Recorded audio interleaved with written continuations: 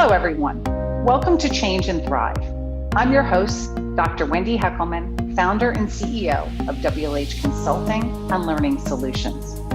Thank you for tuning in. Be sure to subscribe and select the notification bell. That way, you'll never miss an episode. In response to the national dialogue on racism and social justice, the business community is actively taking a role. CEOs and professional societies are issuing letters of support and acknowledging the need to be reflective and to do more to overcome institutional racism. As a culture change expert, I am going to be starting a series on diversity, equity, and inclusion, and bringing in various experts who we've partnered with in the past to tackle this very critical issue. And in these conversations, our guests will share their perspectives, their experiences that they've had in a professional capacity, and make some recommendations for action. So in today's session, we're going to talk about the first step in a diversity, equity, and inclusion journey, and that is awareness. And we like to think of organizational commitment to DE&I on a spectrum that really starts with awareness of the individual and group biases, and move into the assessment of an organizational culture, as well as those supporting practices. And then to really move the needle, to take action. Today is about setting the strong foundation for prioritizing awareness. So I am super pleased to introduce our first guest in this series, Tianna Tye, who is a trusted member of the WLH team. So Tianna, welcome, and I'd love for you to introduce yourself and share a little bit about your background. Yeah, thank you so much for having me. This is one of those topics that's always a little gritty to talk about, but still really exciting at the same time, because any conversation is really moving the narrative, right?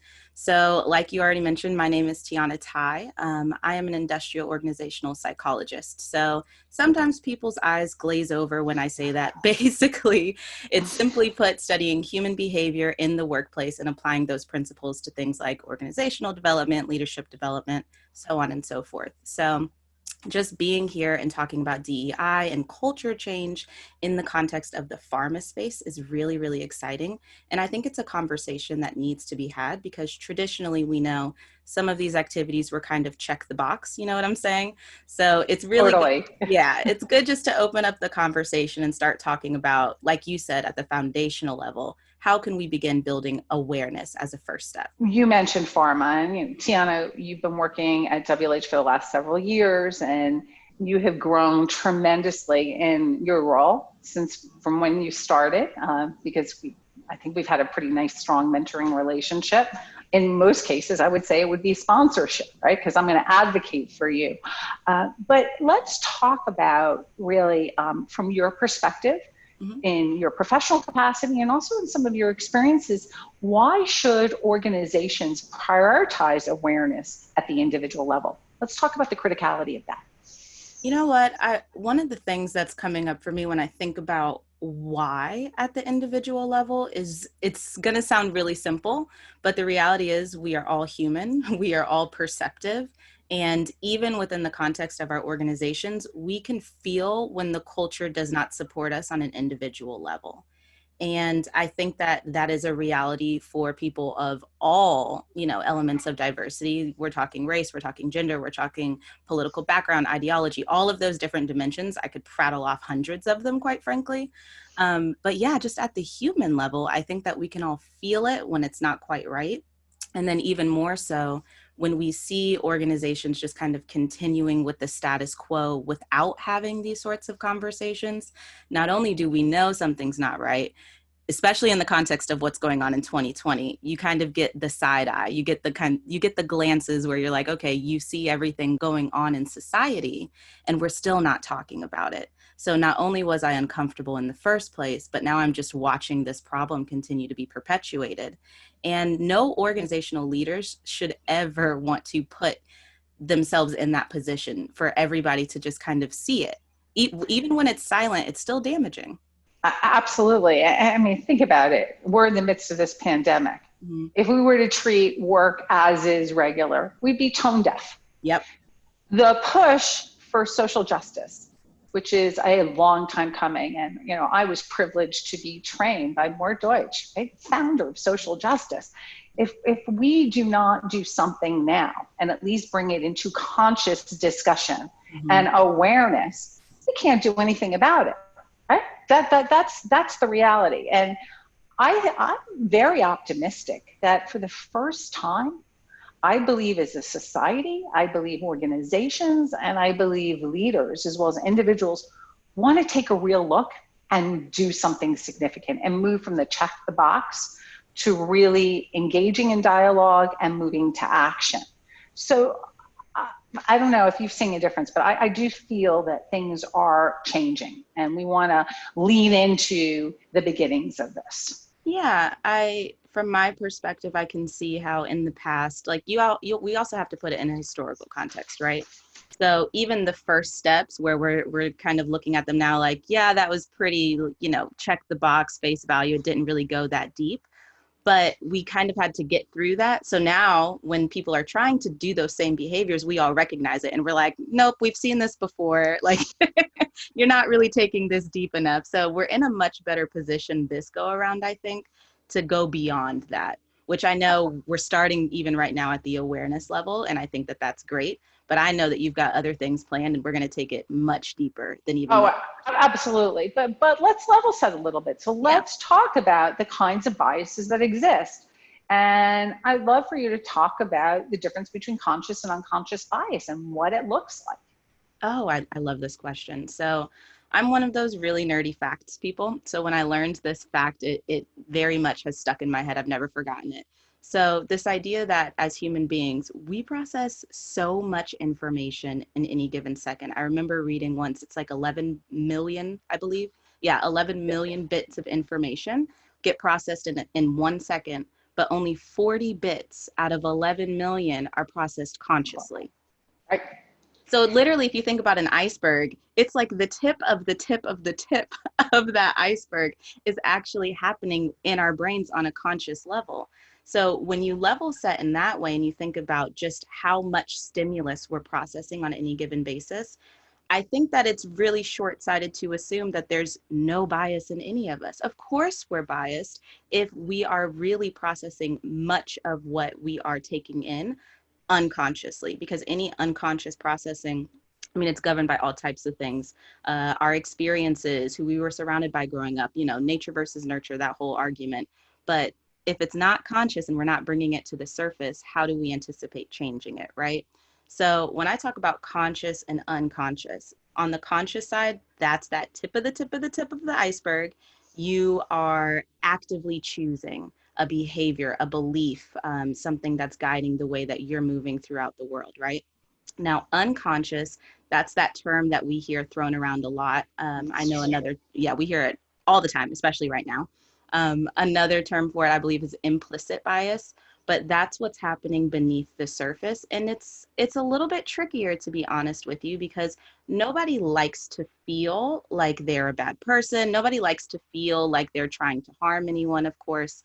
But when it comes to unconscious bias, the interesting thing to me is when we are acting out behaviors in that way and not knowing, not taking a second to reflect on the root of them, we're just allowing them to continue. And just because you're not actively choosing to act in this bias does not mean that it's not impacting someone in the same way, whether it was conscious or not. That's disparate. It's disparate treatment versus disparate impact, right? So just because people are still being impacted. They're still impacting people no matter which way. So of course, one is a little bit more insidious because you're choosing to do those things. But even when you're not actively choosing to do these things that everybody is talking about right now, you can still impact people positively or negatively. And that's just the way it is.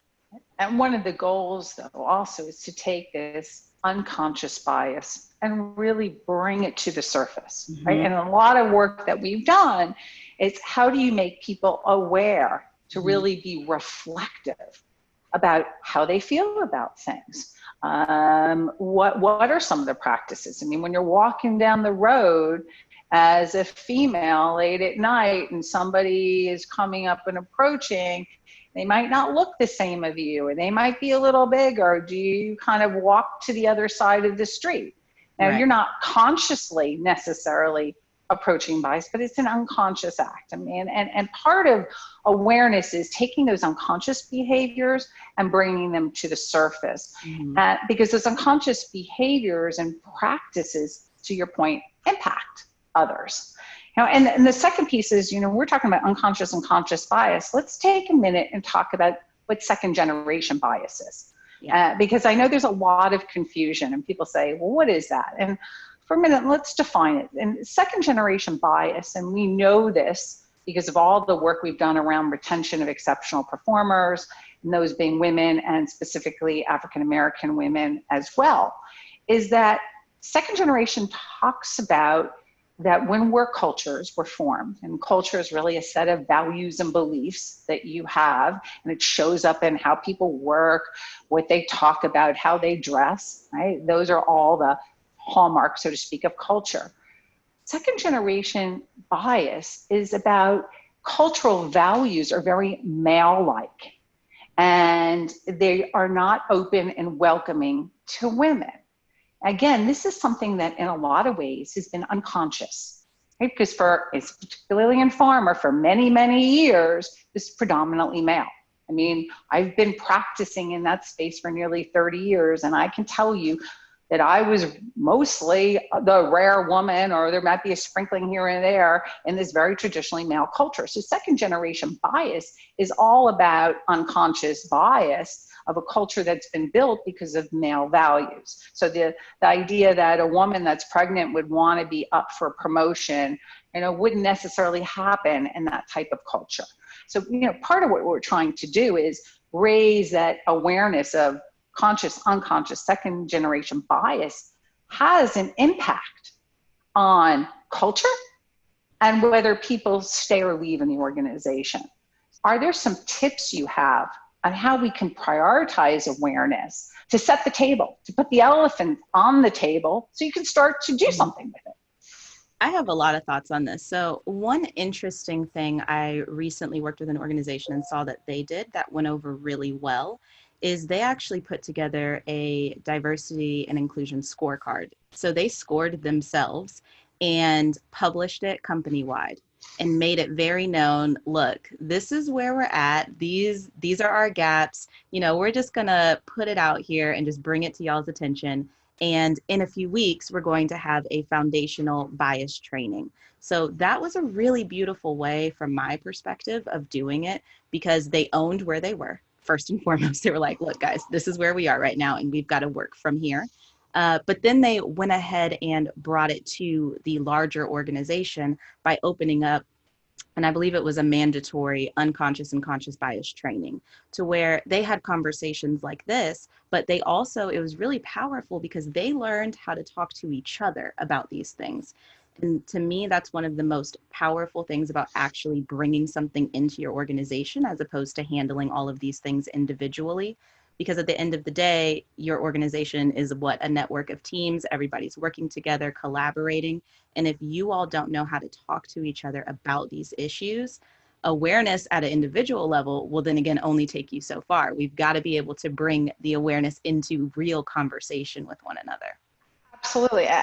And one of the things that we've been doing is we talk about leaders, right? And how leaders can work with their teams.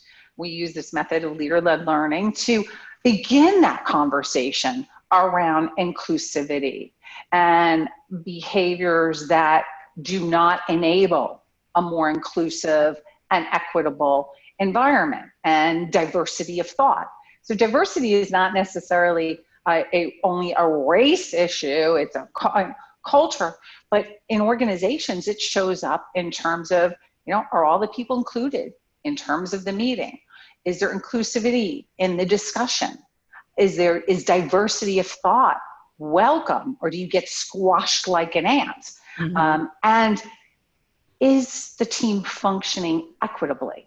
Right? Because in later series, we're going to be talking about the retention and what we know about work practices. But when we think about awareness, some very simple things. The scorecard is a great example. And also just giving managers a simple leader-led activity to begin the dialogue could be very effective. I know you talk about this all the time, like rules of engagement. My mind keeps going back to the communication element of it. So as a team, figure out if we notice something and we're trying to actively promote awareness in our organization, how do we agree that we're going to go about bringing this to light? How do we bring up if we see like a faux pas? You know, how do we actually have those conversations in real life?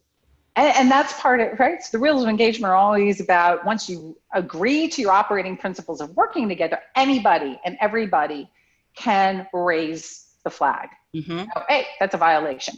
So same thing about inclusivity and discussion.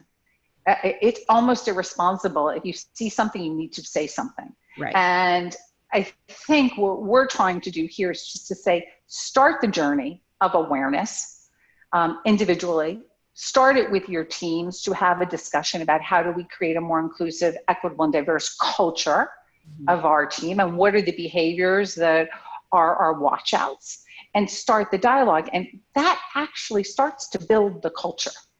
And culture is not necessarily only a top-down approach. You can create a more diverse, equitable, and inclusive work culture by the series of teams. Now, any other thoughts that you have in terms of bringing awareness to light as we start to think about moving into our next podcast, which we're all very excited about? Any other closing comments? I'm actually really excited about the next one. She'll give you guys a sneak peek in a moment. But I think my final thought, the leaders, that's really what's coming up for me right now. I just want to put it on the heart, the mind. I want you all to commit to getting uncomfortable and having these conversations. At the end of the day, it can be uncomfortable. And I think that it's okay for us to lean into that. I love me some Brene Brown. I know everybody loves her talking about vulnerability and whatnot, but we can't sugarcoat it. Sometimes it will be uncomfortable. We don't know the diversity that exists among your team. And that's something that you guys are going to have to dig into together. So just open up the conversation, do the little things. Like Wendy said, you're setting the tone from the top if you're in leadership, but it's also going to happen bottom up. And I think that that's a very powerful way to go about this. I mean, we could share a little story about our team. Hey, we've had discussions. We have a diverse team. We also have a lot of estrogen on our team. A lot. And that's by design, because part of my commitment is around developing women and developing diverse women, right? That's no secret. But we've had those conversations, so somebody's behavior was impacting another team member, and it happened to be an Anglo woman, African-American woman. And I think that our first conversation around that was a little uncomfortable because something was said that had a reaction. I remember somewhat mediating that conversation. But at the end, we were much better as a team for raising the awareness and calling it. So I think it could be very uncomfortable at times, but now's the time to act. Yes. Now's the time to start those conversations, because it will only help individuals, teams, and organizations. So any other comments about that? You hit the nail on the head. You got it. Okay, so let's talk about where we're going next. Our next podcast is going to be around assessment. We said awareness is the beginning of the journey. We're going to talk about assessment, because it's so critical that you assess your work culture, you assess practices to enable diversity, equity, and inclusion. So as we close out today's podcast, a couple takeaways. One, creating a culture and a place to work that's diverse, equitable, and inclusive is everybody's role. And it starts with awareness, their conscious awareness, and then hanging out and making a commitment to bring that which is in the darker place, in the unconscious, to light. And that candid discussion and dialogue is the beginning, and that everybody individually needs to make a commitment to act. Take a minute, give some thought to this, and start your journey. And if you're an organization that is looking for support as you embark on this very important DEI journey, feel free to reach out to WLH Consulting. We're providing consulting support in areas of expertise around culture and work practices. Or if you're an individual who's looking to embark on your change journey, you can check out our new book, Change and Thrive, A Modern Approach to Change Leadership, now available on Amazon. And Tianna, I want to thank you so much for joining today's podcast. You've been invaluable and you're such a trusted member of our team. Thank you so much for having me. This was a great conversation. Yeah, I enjoyed it as well. I'm Dr. Wendy Heckelman. I'd like to thank you so much for joining us today and have a great rest of your day, and we'll see you next week.